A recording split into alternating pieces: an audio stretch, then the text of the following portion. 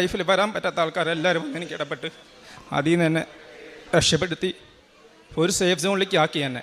പക്ഷേ അവരുടെ കയ്യിൽ എന്നെ കൊടുത്തില്ല. അവരുടെ കയ്യിൽ കൊടുക്കുവാണെങ്കിൽ എന്നെ തിരിച്ച് കിട്ടുമായിരുന്നില്ല. കാരണം വെച്ചാൽ ആ സമയത്ത് അത്രയും ബുദ്ധിമുട്ടുള്ള സമയമായിരുന്നു എനിക്കും എൻ്റെ ഫാമിലിക്കും. പിന്നെ അത് കഴിഞ്ഞാൽ മാതാവിന് നന്ദി പറഞ്ഞ ഒരു വേദി ഒരുക്കി തന്നതിന് എനിക്ക് സാക്ഷ്യം പറയാനും. എൻ്റെ പേര് സെബി, ഞാൻ ചെന്നൈയിൽ നിന്ന് വരുന്നു. ഞാൻ അബുദാബിയിലെ HSC ആയിട്ട് സൂപ്പർവൈസറായിട്ട് വർക്ക് ചെയ്യുന്നു. അവിടെ എനിക്ക് ഇവിടെ സാക്ഷ്യം പറയുവാനുള്ള കാരണം എൻ്റെ ലൈഫിൽ ഉണ്ടായ ഒരു അനുഭവം പങ്കുവയ്ക്കുവാനാണ്. കാരണം വെച്ച് കഴിഞ്ഞാൽ ഞാൻ ഒരു 2015 മുതൽ ഞാൻ അബ്രോഡ് പോകാൻ കുറേ ട്രൈ ചെയ്ത ആളായിരുന്നു. എനിക്ക് ആ സമയത്ത് കുറേ ഇൻ്റർവ്യൂസ് അറ്റൻഡ് ചെയ്തിട്ടുണ്ട്. ചോദിക്കുമ്പോഴൊക്കെ ചോദിക്കണത് അതായത് എനിക്ക് എക്സ്പീരിയൻസ് ഇല്ല എന്നൊക്കെ പറഞ്ഞ് എന്നെ റിജക്റ്റ് ചെയ്യാറുണ്ട്. പക്ഷേ ഞാൻ അതുപോലെ തന്നെ ഒരു 2015 മുതൽ 2020 വരെയ്ക്ക് ഞാൻ കുറേ ട്രൈ ചെയ്തിട്ടുണ്ട്. ഏകദേശം 5-6 ഇയേഴ്സ് ട്രൈ ചെയ്തിട്ടുണ്ട്. എനിക്ക് കിട്ടായിരുന്നില്ല. അതിനിടയ്ക്ക് വെച്ച് ഞാൻ വീട്ടിൽ കുറച്ച് ബെഡ് റെസ്റ്റ് ആയിട്ട് കിടക്കുമായിരുന്നു. അതിനിടയ്ക്ക് വെച്ച് വീടിൻ്റെ അവിടെ ഒരു ചെറിയൊരു വഴക്കുണ്ടായി. എൻ്റെ വീടിൻ്റെ അവിടെയും തൊട്ടടുത്ത അയൽവക്കമായിട്ട് വഴക്കുണ്ടായി. അപ്പോൾ അവർക്കറിയാം കുറേ കാലമായിട്ട് ഞാനിങ്ങനെ അബ്രോഡ് പോകാൻ ട്രൈ ചെയ്യുന്ന ആളാണെന്ന് അവർക്കറിയാം. സോ അവരുടെ മെയിൻ മോട്ടീവ് ഞാൻ എങ്ങനെയെങ്കിലും അബ്രോഡ് എന്നെ പറഞ്ഞു വിടാൻ പാടില്ല. സോ അതിനുള്ള കാര്യങ്ങളെല്ലാം അവർ ചെയ്തിട്ടുണ്ടായിരുന്നു. അപ്പോൾ എനിക്ക് അവിടെ ബാക്ക്ഗ്രൗണ്ടായിട്ട് എനിക്ക് ഒന്നും ഉണ്ടായിരുന്നില്ല.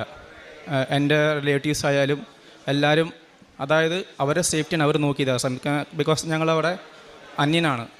ചെന്നൈയിൽ ഞങ്ങൾ താമസിക്കുമ്പോൾ നമുക്ക് ആകെ എൻ്റെ ഫാമിലി, പിന്നെ എൻ്റെ കൂട്ടുകാരന്മാർ, പിന്നെ അവരും ബാക്കിയുള്ള എൻ്റെ റിലേറ്റീവ്സ് ആയാലും എൻ്റെ പോലെ തന്നെ അവിടെ വന്ന് താമസിക്കുന്ന ആൾക്കാരായിരുന്നു. അപ്പോൾ അവർക്കും വന്ന ആ കാലത്തൊന്നും ഇടപെടാൻ പറ്റില്ല. കാരണം വെച്ച് കഴിഞ്ഞാൽ അവർ ചെറിയ വഴക്കായിരുന്നു. ആ വഴക്ക് അവർ വലുതാക്കിയിട്ട് മാക്സിമം എന്നെ പുറത്തേക്ക് പോകാൻ പറ്റാത്ത രീതിയിൽ അവരെന്നെ പ്രശ്നം വലുതാക്കി കൊണ്ടുവന്നു. അപ്പോൾ എനിക്ക് എവിടെ നിന്നറിയില്ല സപ്പോർട്ട് വന്നതെന്ന്.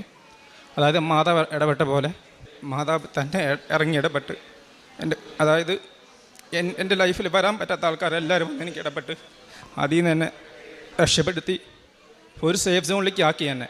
പക്ഷേ അവരുടെ കയ്യിൽ എന്നെ കൊടുത്തില്ല. അവരുടെ കയ്യിൽ കൊടുക്കുവാണെങ്കിൽ എന്നെ തിരിച്ച് കിട്ടുമായിരുന്നില്ല.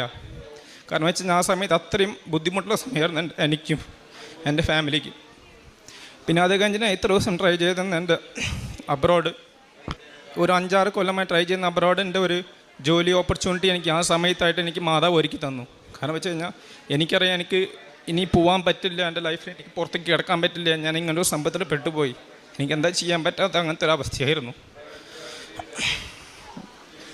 അന്നേരം എനിക്ക് പെട്ടെന്നൊരു ഒരു ജോബ് ഓഫർ വന്നു, സൗദിയിലേക്ക് പോകാനുള്ള ഒരു ജോബ് ഓഫർ. പക്ഷേ എനിക്ക് ആ സമയത്ത് എനിക്ക് ഉടമ്പടി എടുക്കാൻ പറ്റുന്ന സമയമില്ല. കാരണം വെച്ച് ഞാൻ അത്ര ഹരിബരിയായിട്ടാണ് എനിക്ക് പോകാൻ പറ്റിയത്. ഞാൻ പക്ഷേ മാതാവിനോട് പ്രാർത്ഥിച്ചിട്ടുണ്ടായിരുന്നു, ഞാൻ എന്തായാലും ഉറപ്പായാലും തിരിച്ചു വരുമ്പോൾ ഉടമ്പടി ഇവിടെ വന്ന് നേരിട്ട് ഉടമ്പടി എടുക്കുമെന്ന് പറഞ്ഞിട്ടാണ് പോയിണ്ടായിരുന്നത്. പക്ഷേ ഞാൻ അവിടെ പ്രാർത്ഥനയിലൊന്നും ഞാൻ കുറവ് വെച്ചിട്ടുണ്ടായിരുന്നില്ല. ആ സമയത്ത് ഞാൻ അവിടെ ആയാലും എന്നും രാവിലെ പിന്നെ അച്ഛൻ്റെ ധ്യാനം കേൾക്കാറുണ്ട്, പിന്നെ വൈകിട്ട് ഞാൻ പ്രാർത്ഥിച്ചതിനെ കിടക്കുവാറുള്ളൂ, ബൈബിൾ വായിച്ചതിനെ കിടക്കുവാറുള്ളൂ. പക്ഷേ എനിക്ക് ഇവിടെ വന്ന് ഉടമ്പടി എടുക്കണമെന്നൊരു തീരുമാനം ഉണ്ടായിരുന്നു. ഉടമ്പടി എടുത്ത് അതുപോലെ തന്നെ എനിക്ക് കുഴപ്പമില്ലാത്ത ജോലി അവിടെ സെറ്റായി. ഞാൻ വിചാരിച്ച പോലെ തന്നെ എനിക്ക് ഇഷ്ടപ്പെട്ട ജോലി തന്നെ അവിടെ കയറാനും പറ്റി. ഞാൻ തന്നെ സേഫ്റ്റി സൂപ്പർവൈസർ അവിടെ കയറാനും പറ്റി. പക്ഷേ ഇതിൻ്റെ ഉള്ളിൽ ഇവർക്ക് അതിനേക്കാളും ഒരുപാട് ടെൻഷൻ കൂടി. കാരണം വെച്ച് കഴിഞ്ഞാൽ അവർ ആഗ്രഹിച്ച കാര്യം നടന്നില്ല. അവർ മാക്സിമം എന്നെ അവിടെ പിടിച്ചു നിർത്താനുള്ള പ്ലാനായിരുന്നു. ഞാൻ പുറത്ത് പോയി നിറഞ്ഞപ്പോൾ അവർ ഇനിയും കൂടിയും പ്രഷർ കൂട്ടാൻ തുടങ്ങി. കാരണം വെച്ച് കഴിഞ്ഞാൽ എനിക്ക് ആ സമയത്ത് ഇറങ്ങി ഇടപെട്ട ആൾക്കാരെല്ലാവരും, അതായത് എൻ്റെ ലൈഫിൽ ഞാൻ കാണാത്ത ആൾക്കാരൊക്കെ വന്ന് എനിക്ക് ഇടപെട്ട് എനിക്ക് സപ്പോർട്ട് ചെയ്ത് എൻ്റെ കൂടെ എൻ്റെ കുടുംബത്തിൻ്റെ കൂടെ നിന്നത്.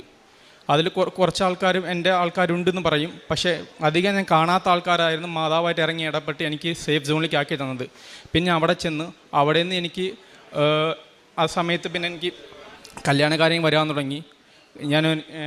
എനിക്ക് ഒരു കുട്ടീനെ ഇഷ്ടമായിരുന്നു. കാരണം വെച്ച് കഴിഞ്ഞാൽ മാട്രിമോണിയിൽ കണ്ട് പരിചയപ്പെട്ട് അങ്ങനെ ഇഷ്ടമായിരുന്നു. പക്ഷേ അവർക്ക് ഒട്ടും താല്പര്യം അതിനെ ചെന്നൈയിലേക്ക് കെട്ടിച്ചു കൊടുക്കാൻ. അപ്പോൾ ഞാൻ എൻ്റെ എല്ലാ കാര്യം ഞാൻ കുട്ടീനോട് പറഞ്ഞിട്ടുണ്ടായിരുന്നു. എൻ്റെ എല്ലാ കാര്യം ഞാൻ ഷെയർ ചെയ്തിട്ടുണ്ടായിരുന്നു. അവർക്ക് ഒട്ടും താല്പര്യമില്ലാതെ ചെന്നൈക്ക് എനിക്ക് കെട്ടിച്ചു കൊടുക്കാൻ. അത് കഴിഞ്ഞിട്ട് അവർക്ക് ആകെ ഒരു തീരുമാനം ഉണ്ടായിരുന്നുള്ളൂ, ഞാൻ എത്രയും പെട്ടെന്ന് UAE മാറണമെന്ന്. പക്ഷേ എനിക്ക് ആ സമയത്ത് ഇവിടെ നിന്ന് എക്സിറ്റ് അടിച്ച് വരാൻ പറ്റുന്ന ഒരു അവസ്ഥയും അല്ല എനിക്ക്. ആ സമയത്ത് തന്നെ മാതാവ് എനിക്ക് ഒരു ഒരു ബെഡ് റെസ്റ്റ് പോലെ സൗദിയിൽ വെച്ച് എന്നെ അവിടെ ഹോസ്പിറ്റലൈസ്ഡ് ആക്കി. ആ സമയത്ത് എനിക്ക് വർക്കിനൊന്നും പോകാൻ പറ്റി. എക്സാക്ട്ലി ഒരു 1 വീക്ക് ഞാൻ വർക്കിന് പോകാൻ പറ്റാത്ത അവസ്ഥയായി. അവിടെ നിന്ന് തന്നെ വേഗം അവർ ഓക്കെ നീ നാട്ടിലേക്ക് പോയിക്കോ, ട്രീറ്റ്മെൻറ്റ് നോക്കാൻ നാട്ടിലേക്ക് പോയിക്കുന്നു അങ്ങനെ പറഞ്ഞയച്ച്. ആ സമയത്ത് മാതാവിനെ സേഫ് അവിടെ നിന്ന് കൊണ്ടുവന്ന് ഞാൻ വിചാരിച്ച പോലെ തന്നെ എനിക്ക് UAE ജോലി കയറാനും പറ്റി. അതുപോലെ തന്നെ ഞാൻ വിചാരിക്കാത്ത സാലറിനേക്കാളും നല്ല സാലറിയിലും ഇൻ്റർവ്യൂ ഫസ്റ്റ് റൗണ്ട് തന്നെ ഇൻ്റർവ്യൂ ക്ലിയർ ചെയ്യുകയും ചെയ്തു. അവരാഗ്രഹിക്കപ്പെട്ട പോലെ തന്നെ ഞാൻ അവിടെയും പോയി ജോലി ജോയിൻ ചെയ്ത് വീണ്ടും വന്ന് ഇവിടെ ഉടമ്പടി 2ാമത്തെ പ്രാവശ്യം പുതുക്കുകയും ചെയ്തു. ഞാൻ വിചാരിച്ച കാര്യം എൻ്റെ മാതാവ് നല്ല രീതിയിൽ നടത്തി തന്നു. ഇപ്പോഴും ഞാൻ ഒരു കുഴപ്പമില്ലാണ്ട് ഇരിക്കുകയാണ്. ഇപ്പം എല്ലാവരും ഇപ്പോൾ വിചാരിച്ചു ഞാൻ വന്നു കഴിഞ്ഞാൽ വല്ല പ്രശ്നം ഉണ്ടാവുമെന്ന് വിചാരിച്ചിട്ടുണ്ട്. പക്ഷേ എനിക്കൊരു പ്രശ്നമില്ല. എൻ്റെ കൂടെ മാതാവുള്ള കാരണം എനിക്കൊരു പേടിയിലാണ് ഞാൻ നിൽക്കുകയാണ്. ഇപ്പോൾ ഞാൻ വിശ്വാസം ചെയ്യുമെന്ന് പറഞ്ഞാൽ ഞാൻ ഓൾറെഡി ഞാൻ എല്ലാ ഞായറാഴ്ച മുടങ്ങാതെ പള്ളിക്ക് പോകുന്ന ആളാണ്. പള്ളി ആക്ടിവിറ്റീസ് എല്ലാം ഞാൻ മുൻപ് നിൽക്കുന്ന ആളാണ്. അപ്പോൾ പിന്നെ ഈ ഉടമ്പടി എടുത്ത ഈ പ്രേക്ഷിത പ്രവർത്തനമൊക്കെ എനിക്കത് ചെയ്യാൻ എനിക്ക് വലിയ ബുദ്ധിമുട്ടുണ്ടാകുന്നില്ല. കാരണം വെച്ചാൽ ഞാൻ ഓൾറെഡി ചെയ്യുന്ന ആളായിരുന്നു. ഞാൻ എല്ലാ പത്രങ്ങൾ കൊടുക്കാറുണ്ട്. എല്ലാ സ്ഥലത്തും എനിക്ക് അറിയപ്പെടാത്ത സ്ഥലത്തൊക്കെ പോയി പത്രം കൊടുക്കാറുണ്ട്. ആൾക്കാർക്ക് പറഞ്ഞു കൊടുക്കാറുണ്ട്. പക്ഷേ ഞാനിങ്ങനെ പറയുന്നത് ഒരിക്കലും പ്രതീക്ഷിച്ചില്ല. എൻ്റെ കൂട്ടുകാരന്മാരായാലും ശരി, എൻ്റെ കൂടുന്ന ആൾക്കാരും എൻ്റെ വീട്ടുകാരായാലും ഞാനിങ്ങനെ നടന്ന് ഇങ്ങനെ കാര്യങ്ങളൊക്കെ പറയുന്നത് ഒരിക്കലും വിശ്വസിച്ചിട്ടുണ്ടായിരുന്നില്ല. പക്ഷേ എനിക്ക് കിട്ടിയ ഒരു അത്ഭുതം എല്ലാവർക്കും ഒന്ന് ഷെയർ ചെയ്യണം. പിന്നെ ഇത് മാത്രമല്ല, ഇതും കൂടാതെ എനിക്ക് വേറെ കുറേ അത്ഭുതം നടന്നിട്ടുണ്ട്. ഞാൻ പ്രാർത്ഥിച്ച കുറേ പേർക്ക് കുറേ കാര്യം നടന്നിട്ടുണ്ട്. പക്ഷേ എനിക്ക് അവരെ കൊണ്ടുവന്നിട്ട് എനിക്ക് സാക്ഷി നിർത്തി പറഞ്ഞാലേ അത് വാലിഡ് ആവുള്ളൂ. അതെനിക്ക് പറയാൻ പറ്റാത്ത ഒരവസ്ഥയാണ് നിൽക്കുന്നത്. പക്ഷേ എനിക്ക് പ്രാർത്ഥനയിൽ കുറേ കാര്യങ്ങൾ നേടിയിട്ടുണ്ട്. ഇത് മാത്രമല്ല, വലുതും ചെറുതായിട്ട് കുറേ കാര്യങ്ങൾ നേടിയിട്ടുണ്ട്. ഞാൻ ആദ്യം കുമ്പസാരിക്കാൻ, അതായത് പള്ളിയിലേക്ക് പോവും, കുർബാന കാണും, അത് മാത്രം ഉണ്ടായിരുന്നുള്ളൂ. പക്ഷേ കുമ്പസാരിക്കാറില്ല ആദ്യമൊന്നും, എപ്പോഴെങ്കിലും മാസത്തിൽ 2 പ്രാവശ്യം. ഇപ്പോൾ ഞാൻ എൻ്റെ കാര്യത്തിന് വേണ്ടി ഞാൻ മാക്സിമം കുമ്പസാരിക്കും. പ്രാർത്ഥനയുടെ അടുത്തപ്പോൾ എൻ്റെ ജീവിതത്തിൽ കുറേ കാര്യങ്ങൾ എനിക്ക് നല്ലതായി നടക്കുന്നു. ഞാൻ വിചാരിക്കാത്ത കാര്യങ്ങളൊക്കെ എനിക്ക് അനുമതിയുമായി നടന്ന് വരുവാണ് എനിക്കിപ്പോൾ. എല്ലാത്തിനും നന്ദി പറയുന്നു. എനിക്ക് ഇങ്ങനത്തെ ഒരു കാര്യം ഒരുക്കി തന്നതിന് ദൈവം